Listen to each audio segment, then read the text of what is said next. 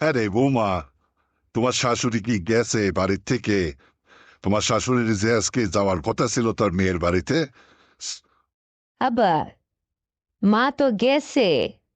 সে তো আপনি বাসার থেকে বের হওয়ার আধা ঘন্টা পরেই সে আমাকে বললো যে তার মেয়ের বাড়ি নাকি বেড়াইতে যাবে। তাই তো সে চলে গেল। তো কয়দিন থাকবে আমার শাশুড়ি? আমারও তো কিছু বলে গেল না। বৌমা, আমারে তো সে বললো যে 1 সপ্তাহ নাকি থাকবে বড় মেয়ের বাড়িতে, বুঝছো? তো গেছে, ভালোই হয়েছে। এত বাড়িতে ঝঞ্ঝাট আর গ্যাঞ্জাম করে সবসময় আমার সাথে এই কথা ও কথা নিয়ে বাদাবাদি করে, আর ভালো লাগে না, বুঝছো বাবা? গেছে, ভালো আছে।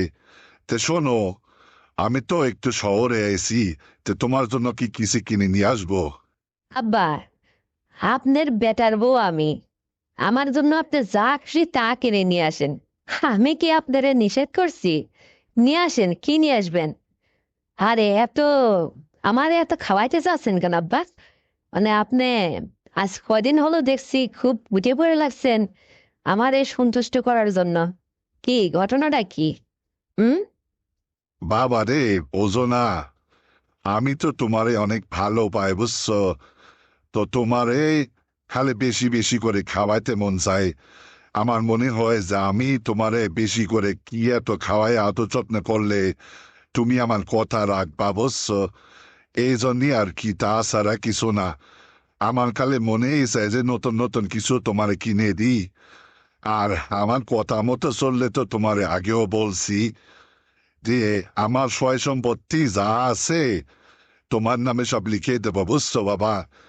আর এই জন্য বলতেছি, তুমি আমার কথা মতো একটু শুনে চলবা। আমার এখন শেষকাল, বোঝো নাই? তো তোমার কাছে এমন কি দাবে শোভা? বোঝো না ব্যাপারটা আমি কি বলতে চাই? আব্বা, এই শাশুড়ি বাড়িতে যেই বের হয়েছে বড় মেয়ের বাড়ি গেছে, আর আপনার মনের মধ্যে এরকম ভীমরতি ধরছে না? আবার শুরু হয়েছে, তাই না? কি বলতে চান আপনি আব্বা? আমারে এত রাজি খুশি করাবেন, আমার নামে সম্পত্তি লিখে দিবেন, অথচ আপনার মনের মতলবটা কি? হুম? মানে এত খুশি করতে চান কেন আমারে? কি চান আমার কাছে? আর আপনি বা কি এত পারবেন বলেন? আমারে কি করতে পারবেন আপনি? হুম? মানে কি আমি কি আপনার জন্য কি করব? এইটুকে বলেন তো দেখি। আপনার মনের এত আশা ক্ষোভ, বলেন। বাবারে, তোমার শাশুড়ি যতক্ষণ বাড়ির মধ্যে থাকে তখন তো আমি তোমার দিকে ভালো করে এক এক নজর তাকাইতেই পারি না, বুঝছো? সে কি জন্যে যেন আমারে মানে ফলো করে, আমার মুখে দিকে চায়, কেতর কেতর করে। সে যখন তার বড় মেয়ের বাড়িতে আজকে গেছে, তো বাড়ি তো ফাঁকা, বুঝছো? এখন আমি তোমারে যে কথা বলতে চাই, তুমি আমার পুতের বউ। আর তোমারে যে কথাটা আমি বলতে চাই, বারবার বোঝাইতে চাই, আমি আসলে তোমার শাশুড়ির কারণে সুযোগ পাই না, বুঝছো?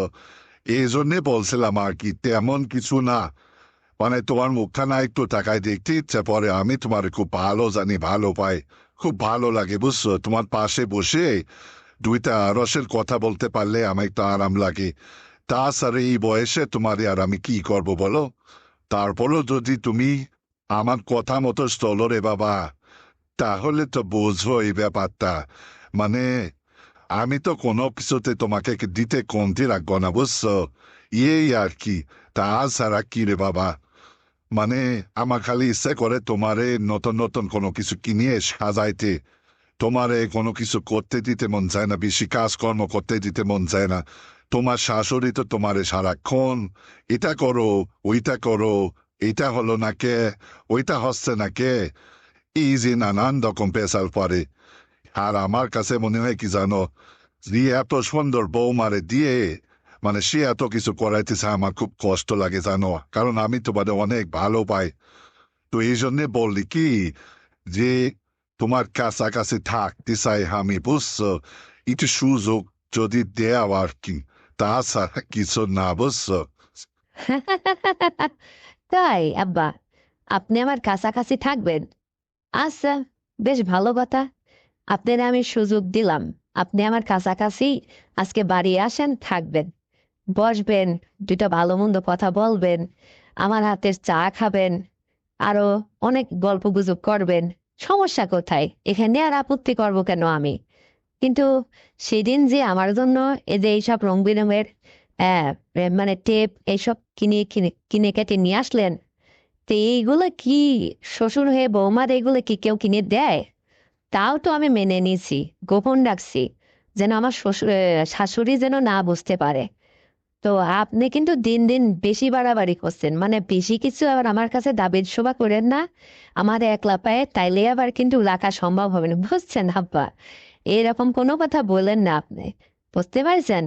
মানে আমার আবার ভয় হয়, বোঝেন তো? আপনি শ্বশুর হয়ে আমার কাছে এত কিছু দাবি করবেন কেন? বেশি গভীরে যাবেন না, বুঝছেন? এটা আছে আমার কথা। তাছাড়া আমি আপনার পুতের বউ, আপনি আমার কাছ থেকে তাছাড়া যা আশা করবেন আমি তাই দেব। কিন্তু বেশি কিছু আমি আপনার কাছ থেকে আশা করি না, বুঝতে পারিছেন?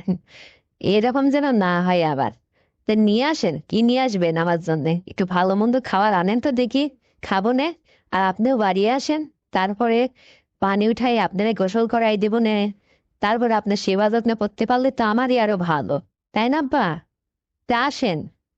শোনো বৌমা, আমি কিন্তু আজকে ওই আলাদা রুমে ঘুমাবো না। আজকে আমরা এক পরিবার, বুঝছো? তুমি, আমি আর ছোট বাবুটা আজকে এক রুমে না হয় ঘুমাবো। অনেক গল্প গুজব পড়বনে। সমস্যা কোথায়? নাকি তোমার কি কোনো আপত্তি আছে? হুম, আপত্তি করো না বাবারে। আমি বড় কালে আর তোমারে কি বলবো, কি বা এমন পড়বো? একটু পাশাপাশি থাকলে গল্পে গল্পে আমি ঘুমায় পড়বো। এ আর কি, তাছাড়া কিছু না। ওরে বাবা! আব্বা, এইটা কি সম্ভব আদেও? মানে যতই আপনি মুরব্বী হন, তারপরেও কি এটা সম্ভব? আমি আপনার পুতের বউ না? এইটা কি সম্ভব যে একই ঘরে আমরা পাশাপাশি ঘুমাবো? মানে মানুষে জানলে এটা কি বলবে বলেন তো আব্বা? মানে শাশুড়ি আজকে তার বড় মেয়ের বাড়িতে বেড়াইতে গেছে, আর আপনি এই সুযোগে এরকম আচরণ করছেন আব্বা? এটা কি আসলে সম্ভব? হ্যাঁ, আপনিই বলেন। বাবারে, ভয় পেও না। আমি এতটাই এরকম তুমি অঠিন মনে করো না, বুঝছো? মানে কোনো সমস্যা নেই। আমার আবার ওই একলা একলা ঘরে ঘুমাইলে মানে অর্ধেক রাত্রে ঘুমের মাঝে বোবায় ধরে, বুঝছো? এই জন্যেই তুমি তো এটা জানোই মনে হয়। মানে তোমার শাশুড়ি থাকলে আমার গায়ে টোকাটুকি একটু দিয়ে আমাকে ঘুম থেকে ওঠায় ফেলে। তো এই পরিস্থিতির যাতে না পড়ি, এই জন্য আর কি বললাম তোমার পাশে একটু ঘুমাবো। কারণ একদিন তো তোমার পাশে আমি ঘুমাইছিলাম, তোমার গায়ের উপর আমার হাতটা পড়ছিল, বড় ভালোই লাগছিল, বুঝছো? তো সে আর কি, এই জন্যে বলতেছি। আর শোনো, আমার কথা মতো যদি তুমি চলো, তোমার কোনো কিছুর অভাব থাকবে না। সব অভাব আমি মিটাই দেবো। টাকা পয়সা যখন যা লাগবে তোমার, তোমারে তো আগে পরে আমি একই কথা বলে আসছি, বুঝছো? তুমি এটা বোঝো না কেন রে বাবা? এটা তো কেউ জানবে না। আমার ফ্যামিলির মধ্যে, আমার পরিবারের মধ্যে শুধু তুমি আর আমি। আর তোমার শাশুড়িকে নিয়ে যত সমস্যা ছিল, সে তো আজকে বাড়ি নেই। এখানে আর তুমি আপত্তি করো না রে বাবা। আমি আজকে আসি, তারপরে তুমি এই সুযোগটা আমাকে দাও, তাহলেই হবে। আমি বেশি গভীরে তোমার কাছ থেকে কোনো কিছু চাইবো না, বুঝছো? হে হে, টুকি আর কি। যদি তুমি আমার কথা রাখো, তাহলে আমি খুশি হতাম। তুমি আমার কাছে যা চাইবে আমি তোমার জন্য তাই আর, বুঝছো? আর শোনো, আমার ব্যাংকে 3 লক্ষ টাকা আছে। এটা আমার নিজের নামে। এটা কেউ জানে না, বুঝছো? তুমি চাইলে এই মাসে তোমার সাথে নিয়ে যেয়ে 1 লক্ষ টাকা তোমার হাতে আমি নিজে উঠায় বুঝে দেব, বুঝছো? যদি তুমি আমার একটু কথা মতো চলো, এই আর কি, বুঝছো বাবা? ও কথা আপনি যতই বলেন, আমি আসলে এটা মানি না। হাজারে হলেও আপনি একটা পুরুষ মানুষ, আর পুরুষ মানুষের অত আমি বিশ্বাস করি না। হুম, কাছে শুইতে দিব, আর উনি ভালোই মজা মারবে, তাই হয় নাকি? হুম। তারপরেও আপনি যখন টাকা কি সত্যি আমারে দেবেন আব্বা? টাকা যদি সত্যি দেন, আচ্ছা সেটা আমি না ভেবে চিন্তে দেখবো। আমার কথা তুমি বিশ্বাস করছো না? আমি তো তোমারে অবশ্যই বললাম যে তুমি একটু প্রমাণ নাও, তুমি একটু আজকে আমার কথা মতো চলো, একটু আমার কথা একটু শোনো, আমার একটু সুযোগ দাও রে বাবা। তারপরে দেখো, আমি কালকেই প্রয়োজনে তোমার সঙ্গে নিয়ে যাই ব্যাংক থেকে টাকা উঠাই দেবো, বুঝছো? এতে কোনো সন্দেহ নেই, আর এই কথার মধ্যে কোনো ভেজাল নেই, বুঝছো? তুমি এই সুযোগটা শুধু আমাকে দাও, আর তুমি এই সুযোগটা আমাকে দেবে কিনা শুধু তাই বলো। আজকে একটা সুযোগ দেয়, বোঝো না? তাছাড়া কি আর কখনো তোমাকে আমি এভাবে বলবো? কারণ আমি তোমাকে অনেক ভালো পাই, বুঝছো? এই জন্যে বললাম আর কি। যদি রে বাবা একটু আমার কথা শোনো, তাহলে আর তোমার কোনো সমস্যা থাকবে না। আমি তোমাকে সত্যিই বলছি, তুমি একটাবার আমাকে পরীক্ষা করে দেখো আমি তোমাকে দেই কিনা। তারপরে তুমি আমাকে বিশ্বাস করো আর না করো সেটা একান্তই তোমার ব্যাপার, বুঝছো? আব্বা, তাহলে আপনারই আমি কি এমন সুযোগ দেবো? মানে আপনি আমার পাশে ঘুমালেই হবে, নাকি আপনার কি কোনো অন্য কোনো মতলব আছে? হ্যাঁ? অন্য কোনো মতলব নাই তো আবার? সেটাও বলেন আগে। সে রে বাবা, অন্য সময় সে যখন আমি থাকবো তখনকারটা তখন দেখা যাবে। যদি অন্য কোনো মত পরিস্থিতির কোনো ঘটনা ঘটে, তো সমস্যা কোথায় রে বাবা? তুমি একদম আপত্তি করো না। তুমি বললামই তো যে তুমি আপত্তি করো না, তোমাকে আমি এর জন্য কি দিই না দিই সেটা তুমি আগে একটু আমার একটা বার দেখো, পরীক্ষা নাও আমার, উৎস। কি যে বলেন আপনি! আপনার কথা শুনেতে আমার খুব লজ্জাও লাগে, আবার ভয়ও পায়, বুঝছেন? এই কথা যদি কেউ জেনে যায় তাহলে কি হবে? আপনিই বলুন। আমার খুব ভয় লাগে, জানি না আমি কি করব। আপনার কথা মতো শুনে আমার মাথা টাথা নষ্ট হয়ে যায়। এইরকম আমি কোথাও দেখিনি, বুঝছেন? তারপরও দেখি আসেন, দেখবো না। কিন্তু আপনি যে আমার সঙ্গে মোবাইলে কথা বলছেন, আপনার পাশে আবার কেউ শুনছে না তো এই কথা? না রে বাবা, কেউ শুনছে না। আমি এক দোকানের পিছনে আড়ালে যেয়ে তোমার সাথে গোপনে কথাটা বলছি, বুঝছো? এই কথা কি আর মানুষেরা শোনানো যায়? একদম নিরিবিলি তোমাকে মোবাইল করে এই কথাগুলা বলছি, বুঝছো? তে আমি বাজার থেকে তোমার জন্য কোনো কিছু কিনে টিতে নিয়ে আসি। আর তোমারে যেতে বললাম তুমি এটা আমার কথাটা রাখবা, তা না হলে কিন্তু আমি অসন্তুষ্ট হব, বুঝছো? আহ আচ্ছা, ঠিক আছে, যাই আমার যা হয় হবে। আপনার একটু আগে দেখে নিই। ঠিক আছে, আপনার কথা আমি রাখবো। কিন্তু শোনেন, ও ভালো কথা, আপনি আমার মোবাইলে 50টা টাকা ঢুকাই দেন তো, মোবাইল রিচার্জ করে। আমার ফোনে টাকা নাই। আর শোনেন, ওই যাই আনেন না আনেন, আপনার জন্য কিছু নিয়ে আসেন, লাগবে না। তারপরে দেখছি আপনারে কি করা যায় না যায়, বুঝছেন? আসেন আগে। এই তো রে বাবা, আমি তোমার কথা শুনে খুবই খুশি হলাম, বুঝছো? এরকম কথা বললে তো আমার প্রাণটা জোড়ায় যায়, বেশি আর কিছু লাগে নাকি? তো ঠিক আছে রে বাবা, আমি তোমার মোবাইলে টাকাটা ঢুকিয়ে দিচ্ছি। আর তো আমি কি তো কেনাকাটা আছে সারিয়ে তোমার জন্য কোনো কিছু লাগলে নিয়ে আসছি। আর তুমি রেডি হও, বুঝছো? তা কথা কিন্তু কইতাই, এর বাইরে যাবা না, আর কেউ যেন এই কথা না বোঝে। খুব সাবধান, তোমার পাশে আবার কেউ যেন কথাটাতে না শোনে, একটু আড়ালে যে কথা বলো আমার সাথে, বুঝছো? তা রাখতেছি আমি। ঠিক আছে, আসেন। বুড়োকালে যখন আপনার এত শখ জাগছে, আপনারই আজকে দেখবো, দেখি আপনি কত পারেন। আসেন। তো ঠিক আছে, রাখলাম। ঠিক আছে, আমিও রাখতেছি। হ্যালো বন্ধুরা, কেমন আছো তোমরা? আশা করি সবাই তোমরা ভালো আছো। আর আমিও তোমাদের দোয়ায় খুবই ভালো আছি। তো বন্ধুরা, আজকে তোমাদের দারুণ আকর্ষণীয় একটা মজার গল্প শোনাইতে চলেছি, যেটা ইতিপূর্বে তোমরা কখনোই শোনোনি। আর এই গল্পটা কিন্তু স্কিপ করে শুনবে না বন্ধুরা। যদি স্কিপ করো তাহলে কিন্তু একদম মজা পাবে না, এটা আগে বলে রাখলাম আমি। আর তুমি যদি এই চ্যানেলের নতুন দর্শক হয়ে থাকো, তাহলে এক্ষুনি চ্যানেলটিকে সাবস্ক্রাইব করে দাও, ভিডিওতে একটা লাইক দাও, আর শেয়ার করে তুমি তোমার কাছের বন্ধু বান্ধবকে শোনার সুযোগ করে দাও। হ্যাঁ বন্ধুরা, চলো শুরু করে দেখ আজকের সেই আকর্ষণীয় গল্পটা। হুম। তো বন্ধুরা, একদিন ভর দুপুর বেলা হঠাৎ আমি কলেজ থেকে এসে খুব গরম লাগতেছিল। তো গ্রামের বাড়ি তো, লিচু বাগানে লিচু গাছের বড় একটা লিচু গাছের নিচে পাটে বিছে একটু শুয়ে পড়ে মোবাইল টিপাটিপি করছিলাম। আমার নাম শিউলি। আর আমার ভাবি কিছু সময় পরে, আমার ভাবির নাম রত্না, আমার ভাই বিদেশ থাকে। সে ভাবিকে দেখতে শুনতে বন্ধুরা একদম খাসির মতো। যেমন সে মোটা তাজা মানুষ, আমার পাশে এসে না থপ করে বসে পড়লো। বসে আমারে বলতেছে, আরে চলি এখানে নির্জনে এসে মোবাইলে কি টিপাটিপি করে দেখছিস রে? কলেজ থেকে চলে আসছিস? তখন আমি বললাম যে ভাবি, আরে তোমাদের বাড়িতে না এত মানুষের ঝঞ্ঝাটের মধ্যে একটু মোবাইলও টেপা যায় না, কারোর সাথে একটু নিরিবিলি কথাও বলা যায় না। তখন না বিরক্ত হয়, এই জন্য তো নিচু বাগানের নিচু গাছের নিচে এসে পাটি দেওয়া পেরে একটু দুপুরবেলা একটু বিশ্রাম নেওয়া হবে। আমার একটা মানুষ আছে ভাবি, তার সাথে একটু কথা বলাও হবে। তখন আমার ভাবি বলতেছে, হ্যাঁ রে শিউলি, তোর ভালোবাসার মানুষটা কোথায় রে? তোর কি কলেজ লাইফের বন্ধু? তখন আমি বললাম যে হ্যাঁ ভাবি, ও আমার কলেজের বন্ধু।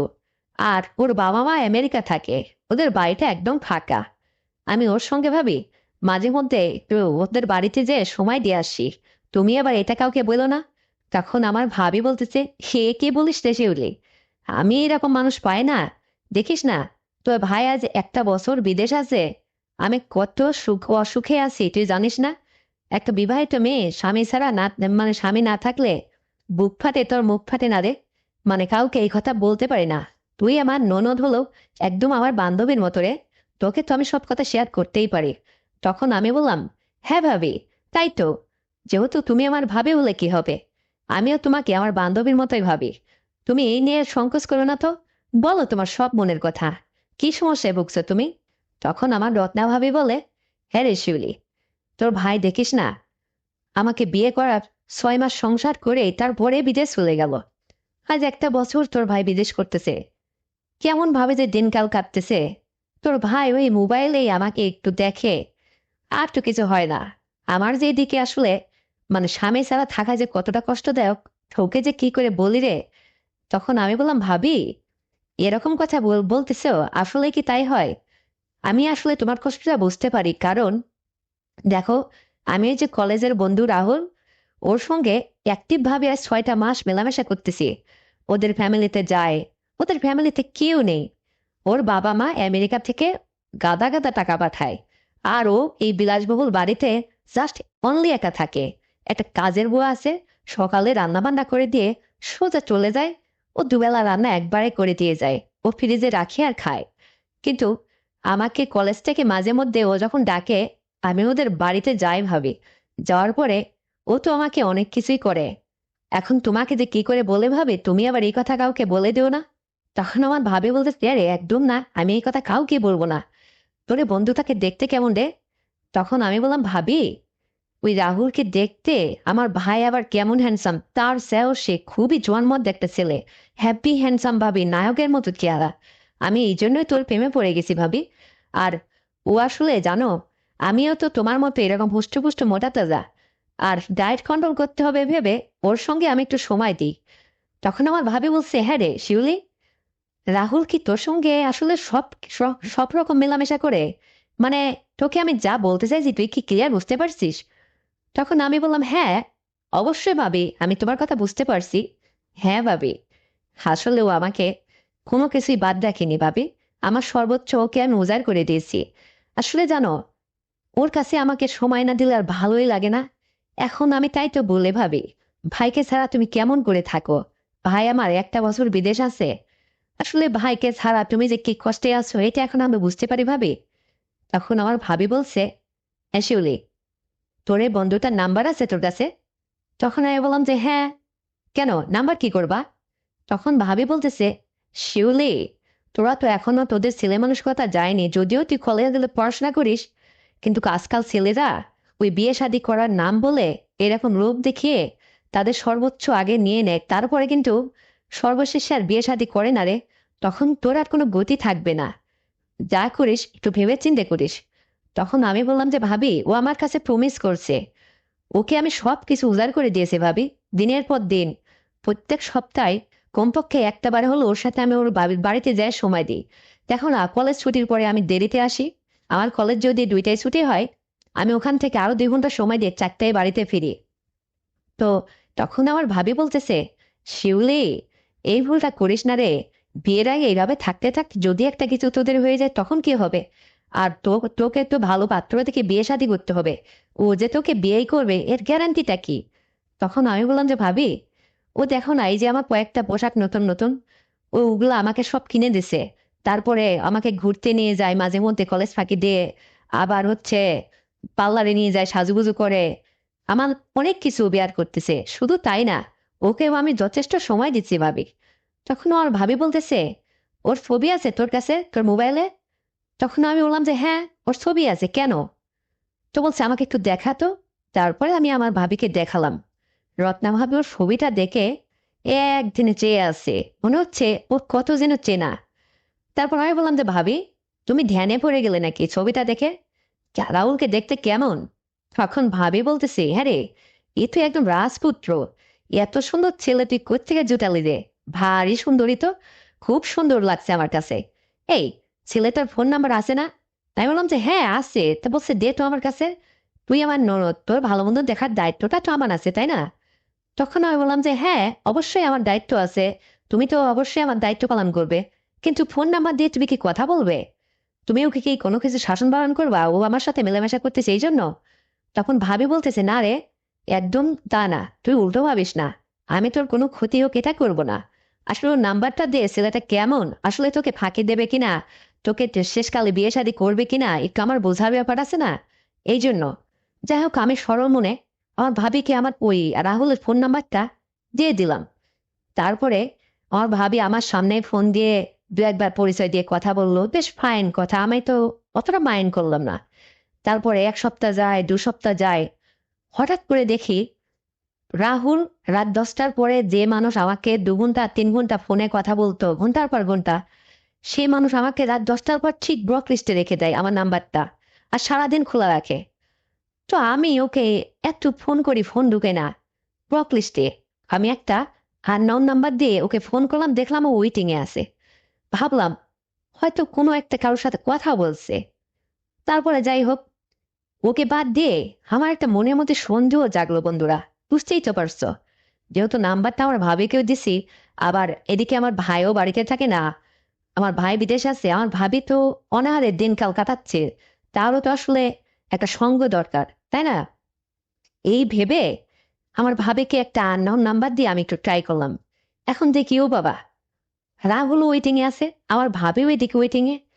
তখন আমি চিন্তা করলাম যে না, এটা কি করে সম্ভব? রাহুল আমাকে ব্লক লিস্টে দিয়ে আমার ভাবির সাথে কি কথা বলবে নাকি? আর আমার ভাবি তো, আমার ভাই আছে, আমার ভাইয়ের সঙ্গেও তো কথা বলতে পারে, যেহেতু আমার ভাই বিদেশ থাকে।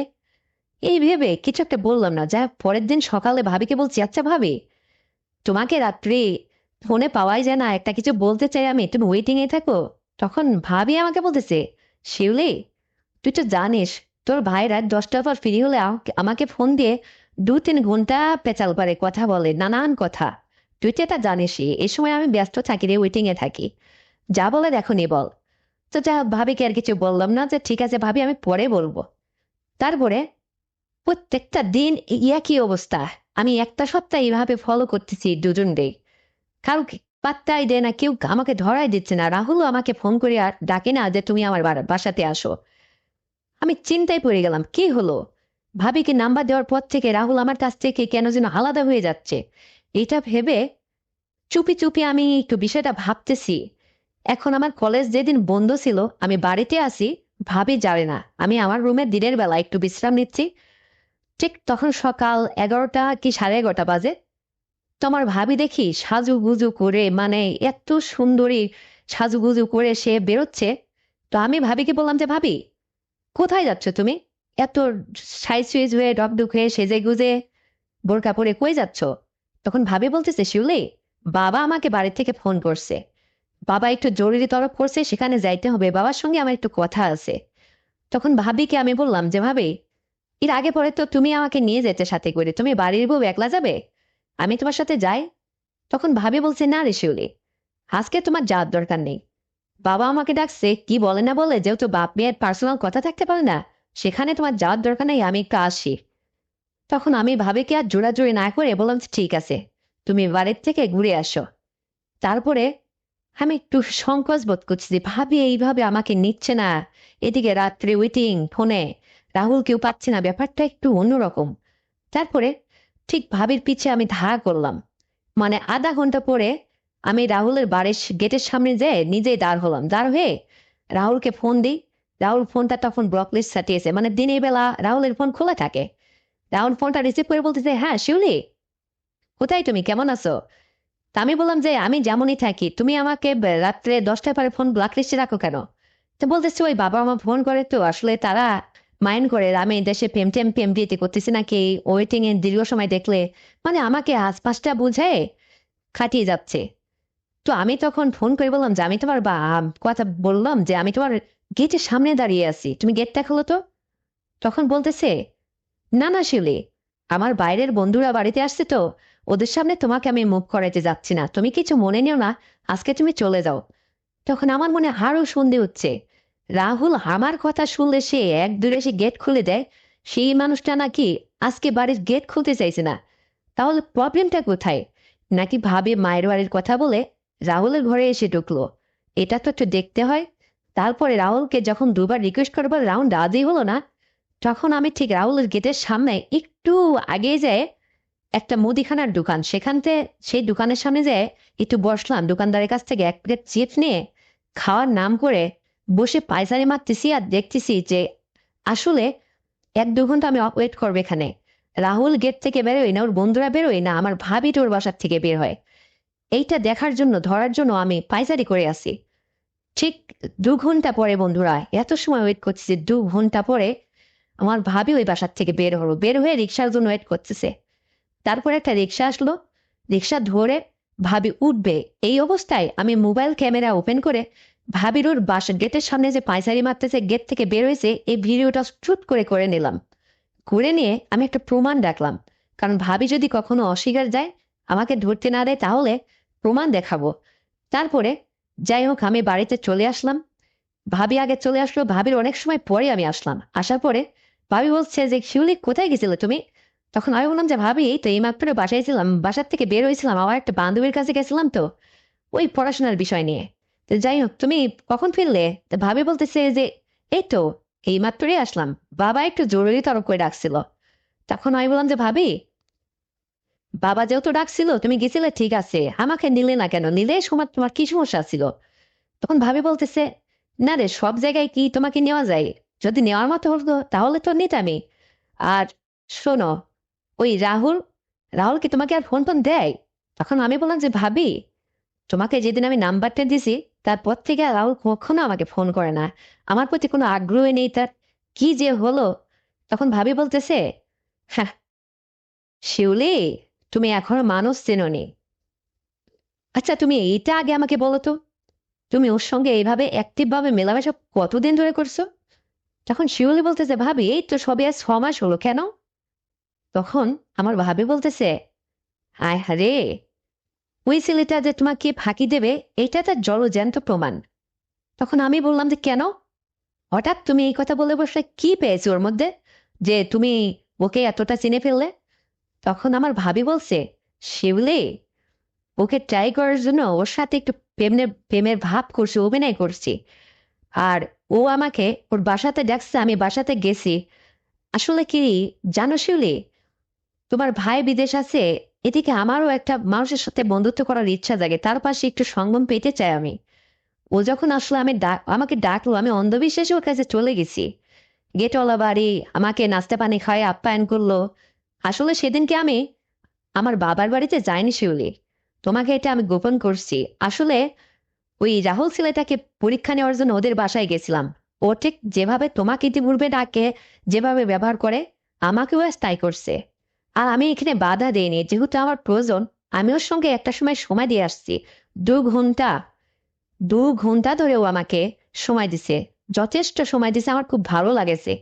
তবে একটা কথা শোনো, আমি তো বিবাহিত মেয়ে, আমার সাথে 2-4 বার সময় দিলে কোনো যায় আসে না। আর তোমাকে রিকোয়েস্ট করতেছি বোন, তোমাকে অনুরোধ করে বলছি, আমি যে রাহুলের কাছে যাই এই সমস্ত থেকে মেকে আসছি, তুমি আবার এটা কাউকে বলো না। আমি কিন্তু তোমাকে বাঁচানোর জন্য ওর কাছে গেছি।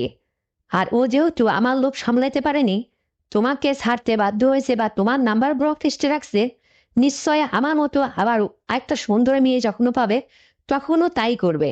তাহলে ওকে শেষ বয়সে তোমাকে বিয়ে করবে? তুমিই বলো। তখন আমি বললাম যে ভাবি, আমি আসলে তোমাকে ভুল বুঝে তোমাকে ধরার জন্য আমি ওদের গেটের সামনে গেছিলাম, এই দেখো তোমার ভিডিও করছি আমি। ভাবি বললো দেখি দেখি। আমি দেখালাম ভাবিকে। তখন ভাবি বলতেছে, ও মাই গড, তুমি ওখানে গেছো তো আমাকে বলো না কেন?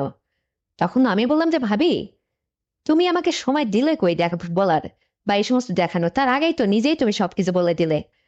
আমি আসলে বুঝতে পারছি ভাবি, তুমি যখন নিজ থেকে এটা স্বীকার করছো, নিশ্চয়ই তুমি আমার ভালোর জন্য গেছো। আসলে ভাবি, তুমি আমার চোখ খুলে দিলে। তোর আচার ব্যবহার কেমন লাগলো তোমার কাছে? তখন ভাবি বলতেছে, হ্যাঁ রে, একটা মেয়ে কেন ওর প্রেমে পড়বে না? কেন ওর কাছে বারবার যাইতে চাবে না? এইটা আগে বলতো। ও তো আমার সঙ্গে যেভাবে এ করলো না, তোর ভাইয়ের চেয়েও সুন্দর করেও আমার সঙ্গে সময় দিল। এত ভালো লাগছে আমার, তোকে আমি বুঝাইতে পারবো না রে শিউলি। খুবই ভালো লাগছে, ইচ্ছে করতেছে মাঝে মধ্যে ওর কাছে যাই। তখন শিউলি বলতেছে, না ভাবি, আমাকে বাঁচানোর জন্য হয়তো একবার গেছো, এটা আমি ক্ষমা করে দিলাম। কিন্তু যেহেতু তুমি আমার আপন ভাবি, আমার আপন ভাইয়ের বউ, আমি চাই না যে আমার আপন ভাই বউ অন্য কোনো পরপুরুষের সাথে যে বন্ধুত্ব করুক বা তার কাছে সময় দিক। এটা কিন্তু আমি চাইবো না। আজকে না হয় আমি মেনে নিছি, আর কখনো যাওয়া যাবে না কিন্তু। তখন আমার ভাবি বলতেছে, হ্যাঁ রে, তুই আপত্তি করিস না, তোকে আমি রিকোয়েস্ট করে বলছি, প্লিজ বোন আমার, না করিস না। যেহেতু তোর ভাই নেই, মাঝে মধ্যে ওর কাছে গেলে দেখবে কি হয়। আর দেখ, তোর তো গোপন কথা সব আমি জানি, তুই যদি আমার সাথে বেশি বাড়াবাড়ি করিস তাহলে কিন্তু এটা আমি বলে দেবো মানুষেরে। আর ও কিন্তু কখনো তোকে বিয়ে শাদী করবে না, এটাও জেনে রাখিস। তখন আমি চিন্তা করলাম, তাই তো, আমিও তো ভাবিকে আমার সমস্ত কিছু ভেঙে চুরে বলে দিছি, তাহলে ভাবিও আবার আমাকে ব্যবহার করে সুযোগ নিচ্ছে। তখন আমি ভাবি করলাম, ভাবি, তুমি তোমার যেটা ভালো হয় সেটা করো, তবে মাঝে মধ্যে যাও, খুব নিয়মিত যাও না, যাতে মানুষের চোখে পড়লে আমাদের বাড়ির বউ তুমি আবার আমাদের মান ইজ্জতে পড়বে। তখন ভাবি বলতেছে, হ্যাঁ রে, ওর সাথে তো আমি রাস্তায় যেয়ে ঘুরবো না, সোজা রিক্সা নিয়ে ওর বাসাতে যাব, ওর সঙ্গে আমার একটু সময় দিয়ে হয়ে গেলে, আমার হয়ে গেলে আমি ওখান থেকে চলে আসবো, এটা তুই একটু আমাকে ছাড় দিয়ে চলবি। আর তোকে আমি কখনো ওখানে যেতে দেবো না। তুই আমার ননদই না শুধু, তুই আমার আপন বোনের মতো। তোর কোনো ভবিষ্যতে ক্ষতি হোক এটা আমি চাই না। আমি চাইবো তুই একটা সুন্দরী, উঁচু লম্বা, হ্যান্ডসাম একটা ফিগারওয়ালা মেয়ে, তোর একটা ভালো ঘরে বিয়ে সম্বন্ধ আসবে, বিয়ে বিয়ে শাদী দেবো আমরা ধুমধাম করে। ওর মতো বোকাটা ছেলে, ও যতই সুন্দর আর হ্যান্ডসাম হোক না, ওর মনটা নোংরা, দেখিস না? তোকে যেভাবে ব্যবহার করছে ঠিক ওইভাবেই আমাকেও সে ব্যবহার করছে। আবার আগামীকাল যে কলেজ থেকে আর একটা সুন্দরী মেয়েকে ধরে নিয়ে এসে ব্যবহার করবে না, তার গ্যারান্টি কি আছে রে? তখন আমি চিন্তা করলাম, না আসলে তো ভাবি তো সবই ঠিক বলছে। যেহেতু ভাবির সঙ্গে এটা করতে পারলো, তাহলে অন্য মেয়ের সঙ্গে করতেই বা ওর অসুবিধা কোথায়? তারপরে আমি আসলে ওর কাছ থেকে আস্তে আস্তে নিজেকে সরাই নেওয়ার চেষ্টা করলাম। আর আমার ভাবি মাঝে মধ্যে ওর কাছে যাইতে লাগলো। তখন আমি ভাবিকে বললাম যে, ভাবি, যাই করো না করো, ভাই যেন এটা বুঝতে না পারে। আর এই পাপ থেকে তুমিও সরে আসো, এরকম করা যাবে না। তারপরে হঠাৎ করে রাহুল আমাকে ফোন করলো, ফোন করে বলতেছে, শিউলি, তুমি কি আমাকে নিয়ে অন্য কোনো মন্তব্য করছো নাকি? তোমার সঙ্গে আজ কয়টা দিন আমি সময় দিতে পারতেছি না, আসলে আমার একটু সমস্যা। তখন আমি বললাম, রাহুল, হ্যাঁ, আমাকে তুমি যতই বোঝাও আমি অত কুচি কুকা না, এখন আমি তোমার আসল রূপটা ধরে ফেলছি। আমার ভাবির সঙ্গে তোমার এতটা কি? তুমি কিন্তু খবরদার আমার ভাবির সঙ্গে আর এইভাবে সময় দিতে পারবে না। তখন রাহুল বলছে, ও তুমি এটাও জেনে গেছো, এটা কোত্থেকে শুনলে? তখন আমি বললাম, রাহুল, এটা ভাবি আমাকে বলছে। আর ভাবি তোমার পরীক্ষা নেছে, নেক্সটে তোমার কাছে আর ভাবিকে দেখো না, ও আমার কিন্তু আপন ভাবি। আমি কখনো চাইবো না আমার ভাইয়ের বউ তোমার কাছে যেয়ে বন্ধুত্ব করুক, তোমার সাথে সময় দিক। তখন রাহুল বলতে চারে, যা যা, তুই পারলে ঠেকাস। তোর ভাবি, হ্যাঁ, আমি যখন ডাকবো সে যদি আসে, আমি তাকে না করবো কেন? আমার কাজই তো এটা। আরে, তুই যখন আমাকে দেখেই ফেলছিস, আমার রূপ চিনে ফেলছিস, তাহলে শোন, কলেজের তুই একা না, তোর মতো আরো 5টা মেয়ে, তারা রুটিন করে দিন করে আমার সঙ্গে এসে আমার বাড়িতে বেড়ায় যায়, আমার সঙ্গে সময় দেয়। আর আমার কাজে এটা, দেখিস না, বাবা মা মাস শেষে ব্যাংকে এক দাদি টাকা পাঠাই আমেরিকা থেকে। আর এই বিলাসবহুল বাড়ি, এখানে আমি তো বিলাসিতার সাথে আছি রে। আর আমার কাজে এটা, বিয়ে করলে কে এতটা মজা হতো? একটা নিয়ে পড়ে থাকতে হতো। মানে আমার সঙ্গে না তুই মই করে রাহুল এইভাবে কথা বলছে। এটা আমি শুনে যে রাহুলের তো আরো রূপ বেরোয় আসতেছে, কতটা হিংস্র হতে পারে একটা মানুষ। হ্যাঁ, ভাবি তো আমার চোখ খুলে দিছে, কিন্তু ভাবি যে আমাকে বাঁচাতে যেয়ে নিজে আবার সেখানে জড়িয়ে গেল। বন্ধুরা, এইটাই তো আমি আর বাঁচতেছি না, মানে আমার আর সইছে না, যেহেতু আপন ভাবি এবার, এখন তো ভাবিকে ফেরাইতে হবে। যা, ভাবিকে আমি ওয়াদা করলাম যে, ভাবি, দেখো, তুমি এত সুন্দর মোটা তাজা হুষ্টপুষ্ট সুন্দরী একটা মেয়ে, তোমাকে দেখলে যে কোনো ছেলেই চাইবে। তারপরে তারপরে ভাবি আমাকে বলতেছে, হ্যাঁ রে, এ কথা তো তুই ঠিকই বলছিস, দেখিস না তোর ভাইও তো আমাকে থেকে পাগল হয়ে সে আর এই ঠিক থাকতে না পারে আমাকে বিয়ে শাদী করেছিল। আর আমাকে দেখলে যে কোনো মানুষই হা করে থাকে রে, কারণ আমার চেহারা সুরত ভালো, দেখতে শুনতে নাদুস সুন্দর, ভালো সুন্দরী আমি। তবে রাহুল সর্বপ্রথমে আমাকে দেখেই সে মুগ্ধ হয়ে গেছে, সে তোকে ছাড়তে বাধ্য হয়েছে রে শিউলি। তখন আমি বললাম যে ভাবি, আসলে ওর চোখটা যে এরকম আমি তো জানতাম না, ওর মধ্যে তো কোনো প্রেম ভালোবাসা কোনো জিনিসই নেই। তুমি আমার চোখ খুলে দিছো, কিন্তু অনুরোধ ভাবে তুমি আর ওখানে যাও না। তখন ভাবি বললো যে ঠিক আছে রে, তোকে প্রমিস করলাম, যা, আমি আজকের থেকে আর ওখানে যাব না। তারপরে 1 সপ্তাহ যায়, 2 সপ্তাহ যায়, আমি ভাবিকে খুব নজরদারি করতে লাগলাম। আর এদিকে রাহুলের ফোন নাম্বার আমি আমার মোবাইলে ব্লক লিস্টে ফেলে দিছি। ওর যে কটা নাম্বার ছিল একটাও আমি রাখিনি, সব ব্লক লিস্টে ফেলে দিয়েছি। ওর সাথে যে একদম যোগাযোগ বন্ধ। লেখাপড়াতে মনোযোগ দিলাম, যে ভালোভাবে লেখাপড়া করে আমাকে একটা ভালো রেজাল্ট করতে হবে, চাকরি বাকরি করতে হবে, তবে না একটা সুপাত্র আমার জন্য জুটবে। তারপরে আমিও দেখতে শুনতে কম ছিলাম না। যাই হোক, আমি এইভাবে চলতে থাকলাম। হঠাৎ করে 1 মাস যাওয়ার পরে দেখি ভাবি আস্তে আস্তে, মানে মাঝে মধ্যেই সাজুগুজু করে বাইরে যায়, সাজুগুজু করে বাইরে যায়। এটা আমি তাকে একটু ছেড়ে দিলাম, মানে বুঝতে দিচ্ছি না যে তাকে খেয়াল করতেছি আমি। তারপরে হঠাৎ করে একদিন তাকে আবার দূরে বসলাম, মানে তার পিছে দেখা করলাম। আজকে তো দেখি ভাবি আমাকে প্রমিস করছিল, এখন ভাবি কোথায় যায়? তারপরে পিছে ধা দিয়ে, মানে ভাবি যখন বাসার থেকে বের হলো, আমি কলেজে যাওয়ার নাম করে কলেজে না গিয়ে একটু সাইডে আড়ালে অপেক্ষা করতেছিলাম। আমি দেখতে পেলাম যে ভাবি ওর গেট খুলে বাসাতে ঢুকে গেল, আর রাহুল এসে ওকে রিসিভ করে নিয়ে গেল গেট থেকে। তখন চিন্তা করলাম, ভাবি তো এতদিন ধরে তাহলে যে আসা যাওয়া করতেছে, সে যে আমার কাছে প্রমিস করছিল, তাহলে তো ভাবি এখানে কন্টিনিউ আসা যাওয়া করে, তাহলে তো ভাবিকে তা নিষেধ করতেই হবে, অথবা ভাইকে বলে দিতে হবে। তা না হলে আপন ভাইয়ের বউ, এটা কি মানা যায় যে একটা অন্য মানুষের সাথে এইভাবে অ্যাক্টিভ ভাবে বৈধ বৈধ না এভাবে চলাফেরা করবে? এটা আমি কখনো হতে দেব না। এইটা ভেবে আমি যাই হোক রাহুলের গেটে যাই, আবার নক করলাম। নক করার পরে রাহুল যাই হোক হাসেনি, ভাবি আসছে আমার, মানে গেটটা খুলে দিতে, এসে বলতেছে কে।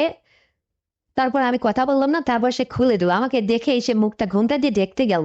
আমি বললাম যে আর ঢেকার দরকার নেই, ব্যাস ব্যাস। তাই বলে আমি রাহুলের বাসার মধ্যে প্রবেশ করলাম। করার পরে দুজনকে দেখি এক জায়গায়, আমার ভাবির চুল টুল তো হাওলা চাওলা, কেমন যেন একটা পরিবেশে দেখা যাচ্ছে তাকে। আল্লাহ জানে, সে এসে তাদের একবার হয়ে গেছে মনে হয়। তারপরে ভাবিকে আমি বললাম যে ভাবি, এই তোমার আসল রূপ।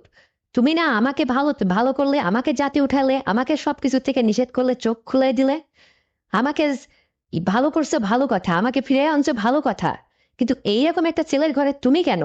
তুমি কেন রাহুলের লোভ সামলাতে পারো নি? প্রয়োজনে ভাইকে বিদেশ থেকে বাড়িতে চলে আসতে বলো, যদি নাই থাকতে পারো। তবে এর কাছে কেন বারবার আইছো তুমি? কেন এরকম দিনের পর দিন এটা চালিয়ে যাচ্ছ?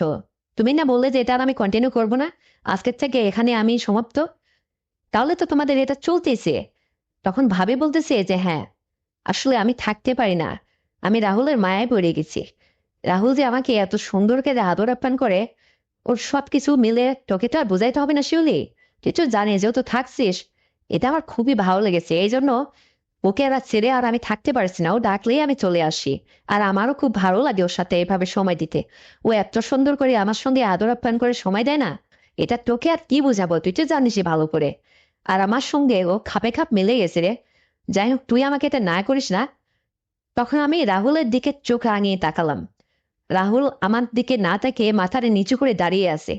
আমি রাহুলকে বললাম যে, বদমাইশ ছেলেটা, এ কি স্বভাব তোর? এই আমাকে ছেড়ে আবার আমার ভাবির পিছে উঠে পড়ে লাগছিস, আর ভাবিকে তোর প্রেমে ফাঁদে ফেলে আবার দিনের পর দিন এভাবে তুই ব্যবহার করে যাচ্ছিস, ঘটনাটা কি?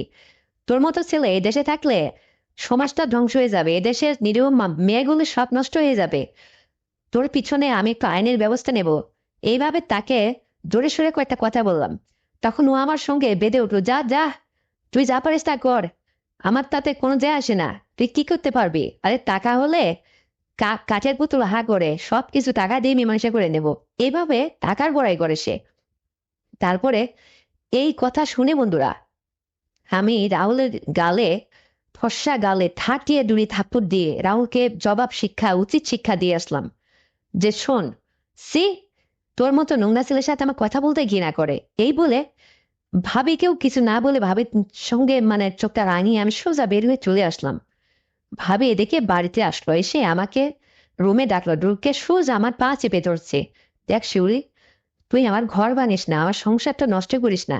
তোকে অনুরোধ করে বলছি, দেখ বোন, তুই আমার বান্ধবীর মতো, তুই আমার ছোট বোনের মতো।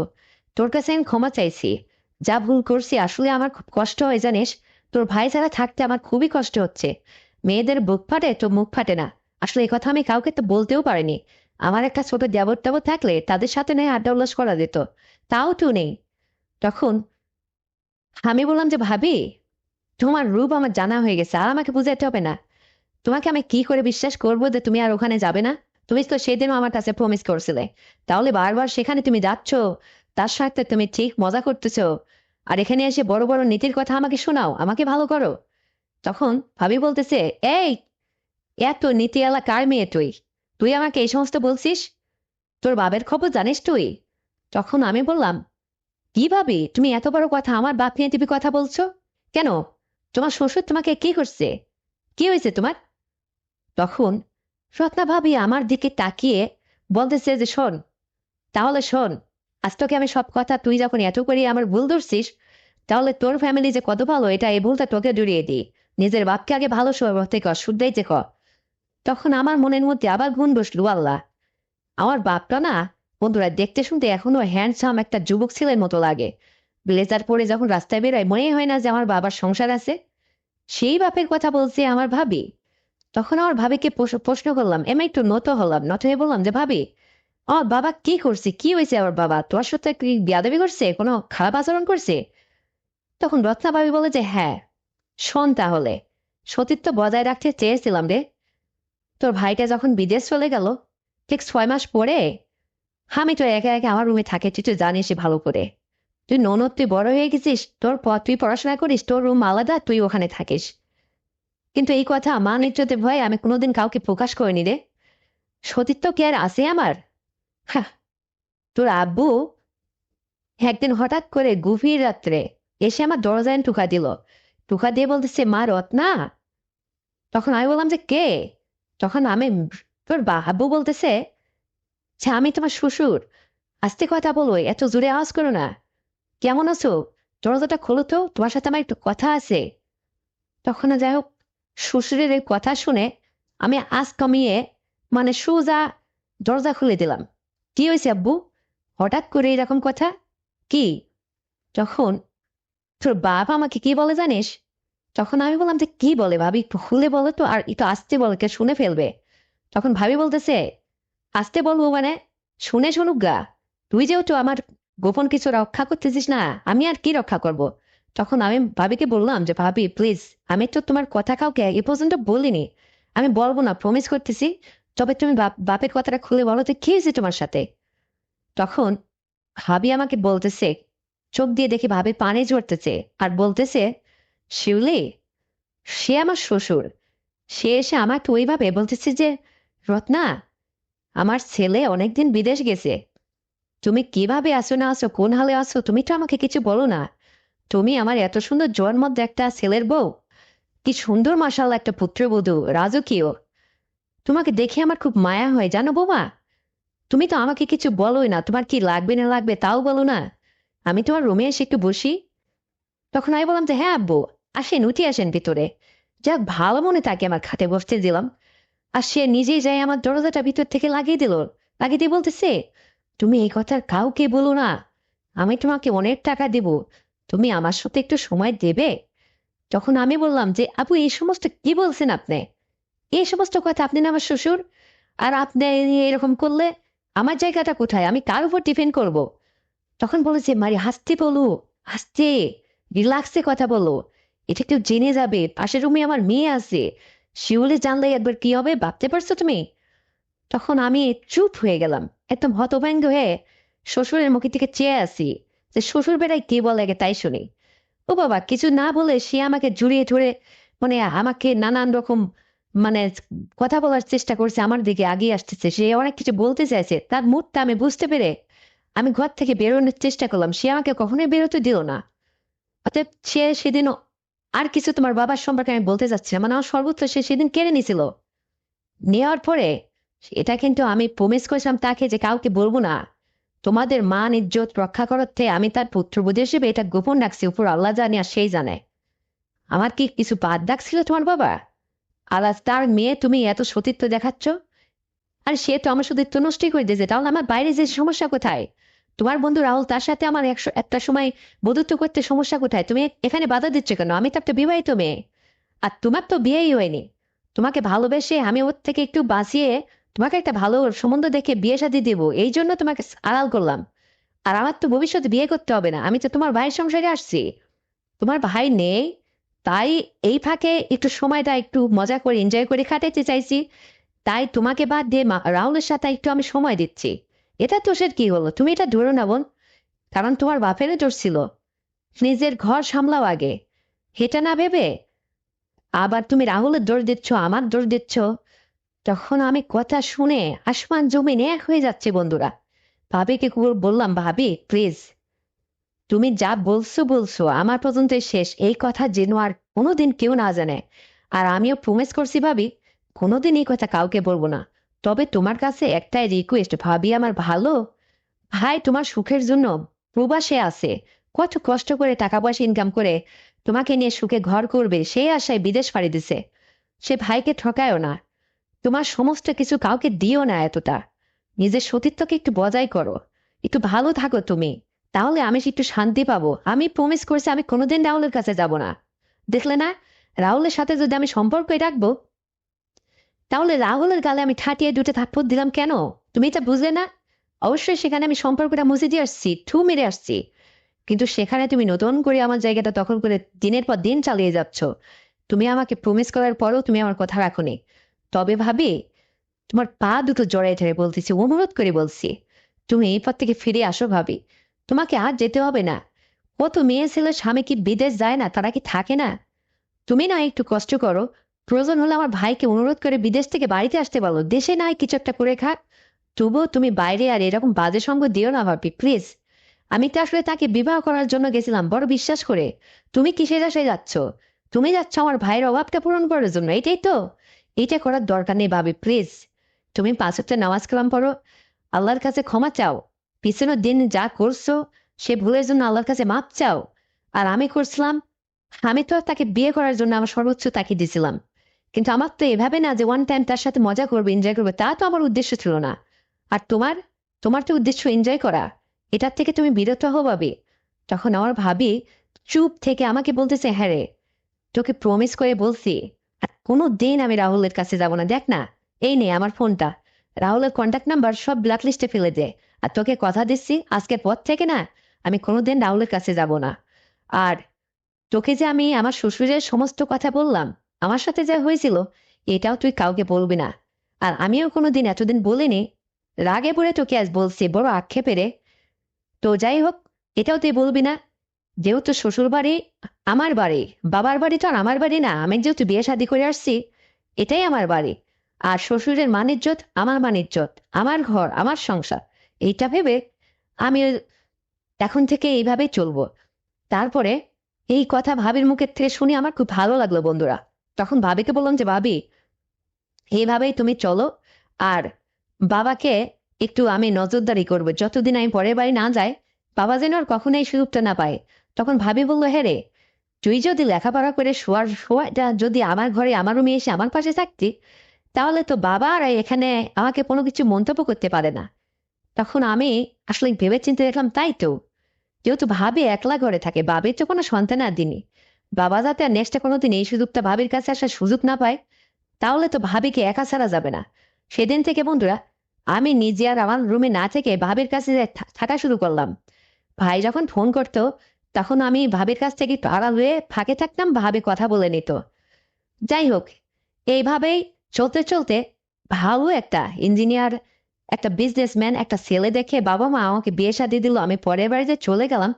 আর ভাবিকেও যেদিন আমি পরের বাড়িতে যাই, শেষ বিদায় বেলায় কান্নাকাটি করে বাবির হাত থেকে মানে হাত ধরে ভাবিকে প্রমিস করে গেছি যে আমি তো আর চলে যাচ্ছি, তুমি নিজের খেয়াল রেখো ভাবি, খুব সাবধানে থেকো। বাবাকেও বলে গেলাম, এটা তোমার বৌমা হলো তোমার মেয়ের মতো, আমি যেমন তোমার মেয়ে, পরের বাড়িতে যে আর এক শ্বশুরের ঘরে আমার শ্বশুর বাড়িতে তার মেয়ে হয়ে থাকবো, তোমার বৌমাকে কিন্তু তোমার মেয়ের মর্যাদা দিয়ে রাখতে হবে বাবা।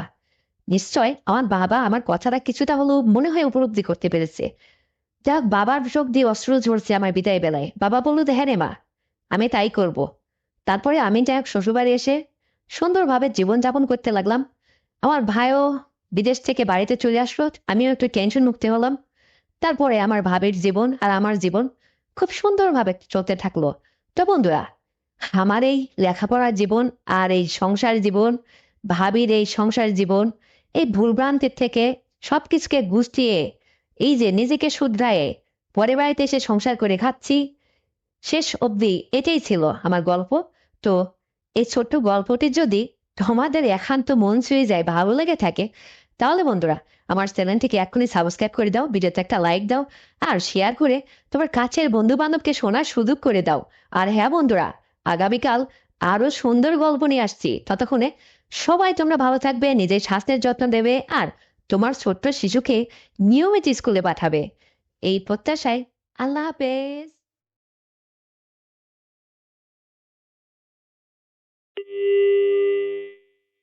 হ্যালো বাবা। হ্যাঁ, সাবিনা। শোনো, ওই সাবিনা সাবিনা করে ওইসব তেল তেলে কথা বাদ দাও। তোমার জামার কি ব্যবস্থা করতেছো তাই বলো। কে রে মা? জামাইয়ের আবার কি হলো এই সময়ে? আরে কি হয় না আগে তাই বলো। আমাকে উঠতে বসতে সবসময় খোটা দেয়। তোমরা না বিয়ের আগে বলছিলে যে তোমার জামাইকে সরকারি চাকরি দেবে, কাগজপাতি সবকিছু জমা নিছো, এখন দিচ্ছ না কেন তাই বলো। বাবারে, বলছিলাম যখন হবে একটু ধৈর্য ধরো। এত অস্থির হচ্ছ কেন? আর তুমি এত রাগ করছো কেন? তোমার সঙ্গে কি আমার জামাই খুব খারাপ ব্যবহার করছে? আরে খারাপ আচরণ না করারই বা কি আছে। তোমরা কি তোমাদের কথা দেয়া কথা রাখছো? কখনো রাখোনি, আর উঠতে বসতে এটাই আমাকে খোটা দেয়। তোর বাবা চাকরি দিল না। আর শোনো, আমি নাকি তোমার সংসারে খেয়ে খেয়ে অনেক মোটা ধামড়ি হয়ে গেছি।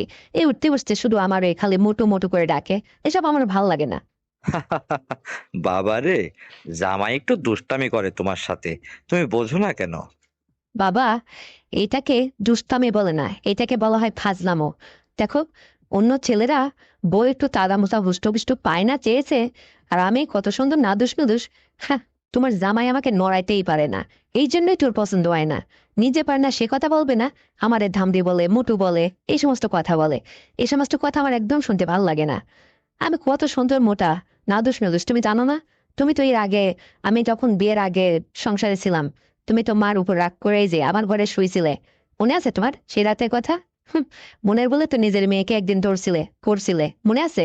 খুব তো সেদিন ইয়া করলে। কি কেমন লাগছিল তোমার? তুমিই বলো।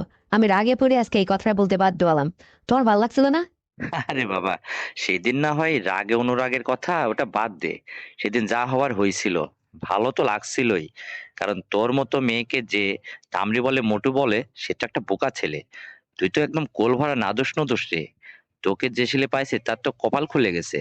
আরে আমি তোকে একটা দিন মনের ভুলে ওইটা করে যে কি তৃপ্তি, কতটুকু মজা পেয়েছিলাম, এটা সত্যি আমি খুবই সেদিন খুশি হয়েছিলাম। তো এটা কি আসলে বলা যায় বল? খুবই আমার ভালো লাগছিল। আর কখনো তো এটা কপালে আর মিলবেও না, আমি জানি। মিলবে না মানে? কি জানো তুমি বাবা? হ্যাঁ, বাবা, আমি বলে কি, সত্যি করে বলো তো, তুমি কি আমাকে ওই সেদিনের মতো আবারও চাও? হ্যাঁ?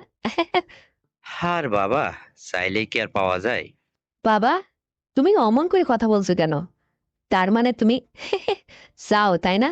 বাবা, সত্যি করে একটা কথা বলি আজকে তোমাকে, তোমার জামাই জানো একদম পারে না আমার সঙ্গে ঠিকঠাক মতো অ্যাডজাস্টই হতে পারেনি আজ পর্যন্ত।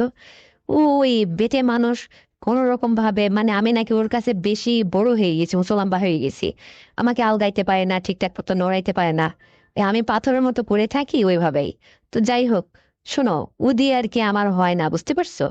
আমি বিশ্বাস করো এই কষ্টের কথা কাউকে শেয়ার করতে পারিনি আজ পর্যন্ত বাবা। তুমি যখন এখনো আমাকে ওই সেদিনের রাতের কথা মনে করে চেয়ে আসছো, এটা তো আর আমি জানি না। তুমি যদি বলো, আমি এখনো তোমাকে সুযোগ দিতে পারি। তুমি এইরকম করে কথা বলছো কেন? আমি না তোমার মেয়ে? তোমার দুঃখ কষ্ট আমি বুঝবো না? তোমার ভালো মন্দ তো অবশ্যই আমার দেখার দায়িত্ব আছে তাই না? তাহলে সাবিনা, তুই কি সত্যি বলছিস মা? হ্যাঁ বাবা, সত্যি আমি তোমাকে আবারও সুযোগ দেব। কারণ দেখো, আমি তো তোমার সমস্ত কষ্ট শুনছি। আসলে আমার মাও তো এই সময় বুড়ো হয়ে গেছে। সে অসুখালা মানুষ, ঠিকঠাক তো মানে বিছনার থেকে উঠতেই পারে না। দিনের পর দিন তার রোগ শোক এটা সেটা লেগেই থাকে। তো আমি তো আসলে মনে মনে এটা জানি যে আমার বাবা অনেক কষ্টের মধ্যে আছে, তবুও শুধু তুমিই কষ্ট না বাবা। দেখো, তুমি আমার জোয়ান বাবা, জোয়ান বাবার জোয়ান মেয়ে আমি, হ্যাঁ। আর আমার বাবা কষ্ট থাকবে আমি থাকতে, তা কি হয়? শোনো বাবা, আমি তোমাকে বলি কি, যে তুমিও যে একটু কষ্ট আছো, আর আমিও কষ্টের মধ্যে আছি। ওই যে তোমার জামাইয়ের কথা আমি একটু আগে বললাম, যে তোমার জামাইয়ের সঙ্গে আসলে আমার এটা ঠিকঠাক মতো ইয়ে হয় না।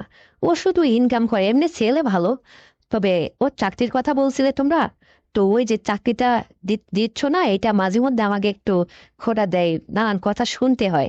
তবু আমি এটা সহ্য করে আছি। যাই হোক, স্বামী তো বলবেই। তো যাই হোক, এখন তোমার কথায় আসি। তুমি যেহেতু এইটা নিয়ে কষ্টের মধ্যে আছো, আর এইটা আমার কম পড়তেছে, তাহলে কি করবে? তুমি তো আমার সঙ্গে অ্যাডজাস্ট। ওই সেদিনের কথা মনে হলে আমার দ্বারও খুবই তোমার জামাইয়ের সঙ্গে আমি মিলাই, অনেক রাত দিন ব্যবধান বাবা। এই জন্য বলতেছি, তুমি যদি আমাকে এখনো চেয়ে থাকো, তাহলে আমি তো আছি বাবা। আরে, তোমার জামাই ইতিপূর্বে আমি শুনতে পেলাম যে ওই একটা প্রাইভেট কোম্পানিতে চাকরির কথাবার্তা হচ্ছে। যদি চলে যায়, তাহলে তো ও বাড়িতে থেকে ডিউটি করতে পারবে না, ও ঢাকাতে থাকবে, ওই মাসে একদিন আসবে। তখন তুমি মানে দারুণ একটা সুযোগ পাবে বাবা। আর এই সুযোগটাকে কাজে লাগাও, তাহলে আমারও হতো, আর তুমিও সুন্দরভাবে সুখী হতে। আমি চাই যে আমি তোমাকে সুখী করি। জানো বাবা, তোমার জন্য আমার খুব মায়া হয়। তুমি আমাকে কত সুন্দর করে আদর যত্নে এত বড় করছো, লালন পালন করছো, কোনোদিন কোনো অভাব আমাকে বুঝতে দাওনি। আর আজকে আমার সমস্ত কিছু হাতে থাকতে কেন আমি তোমাকে সাহায্য করব না? তুমিই বলো। হ্যাঁ, বলার আর কি আছে রে মা। তুমি তো এখন সবই বুঝতেই পারলে আসলে আমি কতটা কষ্টের মধ্যে আছি। আর যখন তুমি আমার মেয়ে, তো আমি তো তোমাকে এই আমার নিজের সমস্যার কথা বলতে পারি না। কিভাবে বলবো তুমিই বলো। তো তুমি যখন নিজেই আমাকে এটা আজকে নিজ থেকে তোমার কষ্টের কথা বললে, বোঝাইলে, বললে, তো আমি বলি কি, যে যদি তোমার হাতে সুযোগ থাকে আর কি, তাহলে তুমি আমাকে এই সুযোগটা একবার দিও। মানে তাহলে আসলে আরেকটা কথা বলি, মানে ওই জামাইয়ের আর আমার মধ্যে ব্যবধান কি পাইছো তুমি, যে আমারটা তোমার এত ভালো লাগলো? বাবা, তোমার ওই জামাইয়ের ওইটা একদম ছোট, ও দিয়ে আমার দিন চলে না বাবা, বুঝতে পারছো? এই জন্য আর কি। হ্যাঁ, তোমারটা অনেক মোটা, হাত অনেক বড়, এই জন্য আমার খুবই ভালো লাগে বাবা। এইটা আমি তোমাকে বুঝাইতে পারবো না। আমার জানো, সেই রাতের কথা মনে হলে শুধু মনে হয় যে তুমি যদি বাবা না হতে, তাহলে এতদিনে কবেই আমি চেয়ে বসতাম। কিন্তু তুমি বাবা বলে আমি লজ্জায় কখনো তোমাকে এই কথা বলতে পারি না। আর আজকে যখন মুখ ফুসকে বেড়ে গেল, আর কি করার। তো তুমিও কষ্টের মধ্যে আছো, আমি তোমাকে এত সুন্দর করে, এত সিস্টেমে, এত আইটেমে আমি তোমাকে আদর আপ্যায়ন করবো বাবা। আমি মেয়ে হিসাবে তুমি আমাকে একটু সুযোগ দিও তোমার আপ্যায়ন করার জন্য। দেখো, মা কখনো ইতিপূর্বে তোমাকে এত সুন্দর করে আপ্যায়ন করেনি। তুমি চিৎ কা দুপুর মানে যেভাবে খুশি, বুঝতে পারছো? হে বাবা, তুমি তো আমাকে এমনিই আলগাইতে পারো, মানে আমি তো যত ইয়ে হই, তুমিও তো জন্মাতা কম না। একদম তুমি আমার সঙ্গে অ্যাডজাস্ট বাবা, পারফেক্ট আমার জন্য। আরে তোমার জামাই তো আমাকে মনে করে ইয়ে করতে পারে না, বুঝতে পারছো? মানে ও এমনি ছেলে ভালো খুবই, কিন্তু আসলে আমি তো বুঝি এটা যে ওর সঙ্গে আমার উচ্চতার অ্যাডজাস্ট হয় নাই। জানো বাবা, আরেকটা কথা বলি, ও আমাকে বিকেল হলে আমি বলি কি যে আমাকে একটু ঘুরতে নিয়ে যাও, কোথাও বেড়াইতে নিয়ে যাও, ও আমাকে বলে কি যে তোমাকে নিয়ে গেলে মানুষ বলবে যে কিরে, এটা কি তোর দাদি নাকি? এটা শুনে আমার হাসি পায় খুব। মানে ওর সে আমি আধা হাত লম্বা, তাহলে ও আমাকে বলে যে আমার সঙ্গে তোমার অ্যাডজাস্ট হয় না, আমি তোমার কাঁধ কাঁধ অব্দি হই, তো গলা অব্দি হই। এই জন্য তোমার সঙ্গে আমার আসলে বা মানুষ হলে বেড়ানোর মতো অবস্থা নাই, তুমি বাড়িতেই থাকো। এই জন্য জানো, আমাকে কোথাও বেড়াইতেও নেয় না। তো তুমি তো যেমন বাবা তেমন আমি মেয়ে, বোঝো না? এই জন্য তোমার সঙ্গে আমার সবকিছুতে মানে অ্যাডজাস্ট, খাপে খাপ মিলে যায়। আর এই জন্য তোমাকে আমি ভুলতে পারতেছি না। তোমার ওইটা যে এত সুন্দর, আমি একদিনে বুঝতে পারছি। সেদিন দেখলে না, চুপ করে আমি ছিলাম, চুপ করে তোমার আচরণে মজা নিলাম আমি, হ্যাঁ। আর ওইটাই মনে মনে ভাবতেছিলাম, তো সুযোগ যখন আবার আসছে, এখন যে আমার কি খুশি লাগতেছে জানো, মনে হচ্ছে আজকেই তোমার কাছে চলে যায়। আর শোনো বাবা, তুমি খুব দ্রুত আমাকে এখান থেকে নিয়ে যাও, 2-4 দিন তোমাদের ওখানে যে বেড়ে আসি। কতদিন আসছি এখানে, তুমিও আসো না, একটা ফোনও দেও না। আজকে একটু রাগে পরে ফোনটা দিছি, তোমার জামাই আমাকে ওইভাবে রাগিয়ে নিয়েছে, মানে চাকরির কথা বলে কোটা দেয়, মোটু বলে, এই জন্য তোমাকে ফোন করছি। যাই হোক, তুমি খুব শীঘ্রই একটু এসে তোমাদের বাড়িতে নাও, 2-4 দিন বেড়ায় আসি। আর যদি বাড়িতে যাই সুযোগ পায়, তাহলে তো ওখানেই দিব বাবা, বোঝো না? আমি এই জন্য বলতেছি। হ্যাঁ, আমার আব্বু একটু বোঝে না, বোকা বাবু। শোনো, আর তোমার জামাই বাইরে গেলে তখন তো আর কোনো কিছুই লাগবে না, তুমি আমাদের এখানে থাকবে, খাবে, আর দিন রাত চলবে, বুঝতে পারছো? হ্যাঁ। হ্যাঁ রে সাবিনা, আরে বাবা এইরকম হলে তো ভালোই হয়। দেখ না, আমারও খুব দরকার। আসলে আমি এইরকম সমস্যার মধ্যে আছি, তুই যে এটা বুঝতে পারছিস, তোকে অনেক ধন্যবাদ রে। কারণ আমি অনেক দিন এইভাবে অনাহারে আছি, তুই তো জানিস তোর মায়ের অবস্থাটা। আসলে তোর মায়ের শরীরটা তো খুব একটা ভালো না রে বাবা। তোকে আমি 2-4 দিনের মধ্যে আমাদের বাড়িতে নিয়ে আসবো। সত্যি বাবা? সত্যি আসছো তুমি? বাবা, হাত দেরি করো না। জানো, তোমার সঙ্গে ফ্রি মাইন্ডে কথা বলতে পেরে আমার যে কতটা আনন্দ হচ্ছে। এদিকে তোমাকে রাজি খুশি করাতে পারে, আবার যে এদিকে কি হচ্ছে, হুম। আমি তোমাকে বুঝাইতে পারবো না। আমার ওদিকে একদম হয়ে যাচ্ছে, বুঝতে পারছো? তাড়াতাড়ি এসে আমাকে নিয়ে যাও। আর শোনো, একদম লজ্জা পাবে না, তুমি সোজা 2-3 দিনের মধ্যে আমার বাড়িতে চলে আসবে। আর তোমার জামাইও থাকতে থাকতে আসো, তাহলে তাকে বলে আমাকে নিয়ে যাও। হ্যাঁ রে সাবিনা, আসলে জামাইয়ের সামনে যাইতেই তো আমার লজ্জা হচ্ছে রে। কারণ জামাইকে প্রতিশ্রুতি দিছিলাম যে চাকরি দেব, কিন্তু তাকে তো আর ওই চাকরি দিতে পারি নাই।